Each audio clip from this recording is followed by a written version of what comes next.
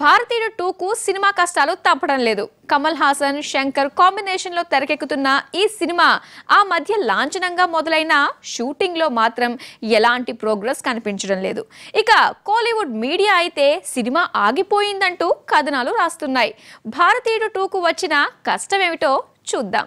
భారతీయుడు 2 తీద్దామని శంకర్ అనుకున్న టైం బాగోలేదనుకుంటా. దిల్ రాజు నిర్మాణంలో ఈ సినిమా రూపొందించాల్సి ఉంది. శంకర్ బడ్జెట్ ను భరించలేమోనన్న భయంతో ముందు చూపుతో ప్రాజెక్ట్ నుంచి తప్పుకోగా లైకా ప్రొడక్షన్స్ టేకప్ చేసింది. భారతీయుడు 2 మొదలైందో లేదో శంకర్ కు సెట్ నచ్చక షూటింగ్ క్యాన్సిల్ చేశాడన్న ప్రచారం జరిగింది. ఈ వార్తను కమల్ ఖండించాడు. భారతీయుడు 2 షూటింగ్ సవ్యంగా సాగిపోతుందనుకుంటున్న టైంలో శంకర్ తో బడ్జెట్ సమస్య తలెత్తిందన్న మరో వార్త వెలుగులోకి వచ్చింది. సోషల్ మూవీని కూడా భారీ గ్రాఫిక్స్ హంగులతో తీయడం శంకర్ స్టైల్. ఈ క్రమంలో భారతీయుడు 2 బడ్జెట్ పెరిగిపోయిందా? భారతీయుడు 2ను 200 కోట్ల బడ్జెట్తో అనుకుంటే మించిపోతుందని టాక్. సినిమా మొదలైందో లేదో బడ్జెట్ విషయంలో శంకర్ చుక్కలు చూపించడంతో లైకా ప్రొడక్షన్ సినిమాను ఆపేసిందన్న టాక్ చెన్నైలో నడుస్తోంది. 2.0 బడ్జెట్ ను భారీగా పెంచేసి నమ్మకాన్ని పోగొట్టుకున్నాడు శంకర్.